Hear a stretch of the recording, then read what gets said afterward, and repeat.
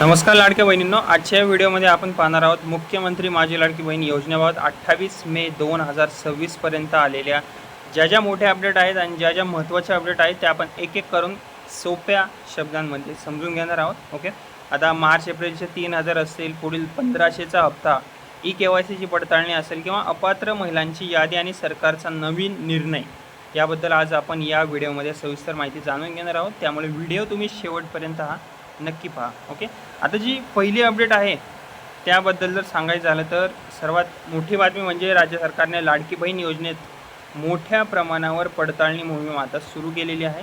Okay, सरकारच्या माहितीनुसार लाखो महिलांची KYC, आधार लिंक आणि बँक खात्याची तपासणी सुरू आहे.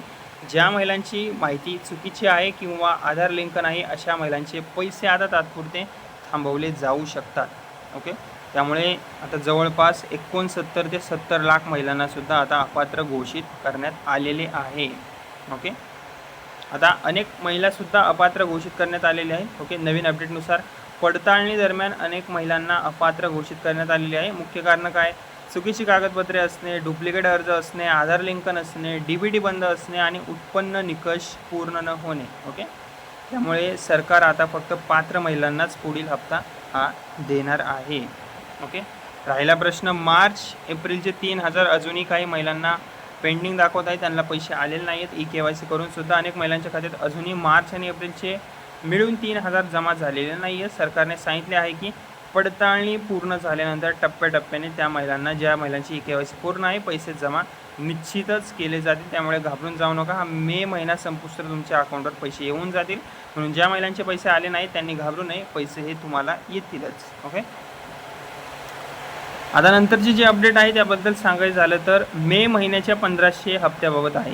ओके, तर सरकारकडून आता मे महिन्याच्या 1500 हप्त्याची प्रक्रिया देखील सुरू करण्यात आलेली आहे. परंतु KYC पूर्ण असणे, आता तर ते डेट निघून गेलेली आहे. ओके, ज्यांनी केली आहे कॉंग्रॅच्युलेशन्स. ओके, आधार लिंक असणे, DBT सुरू असणे आणि बँक खाते ॲक्टिव्ह असणे आता हे खूप महत्त्वाचे आहे, तरच मेचा हप्ता येईल. ओके, नंतरची अपडेट म्हणता येईल चुकीची माहिती भरलेल्या महिलांना आता संधी मिळू शकते. ओके, काही महिलांना अर्ज करताना नावात चूक झाली, खाते क्रमांक चुकला, आधार मिसमॅच झालं, अशा चुका केल्या होत्या. त्यांनी आता सरकार दुरुस्तीची संधी देण्याबाबत सुद्धा विचार करत असल्याची माहिती समोर आलेली आहे.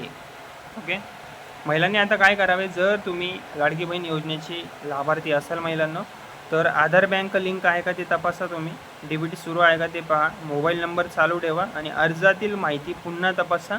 ओके, कारण की आता पुढील काही दिवस महत्त्वाचे आहेत. ओके, सरकार आता अंतिम लाभार्थी यादी तयार करत आहे, त्यामुळे काही महिलांचे पैसे येऊ शकतात.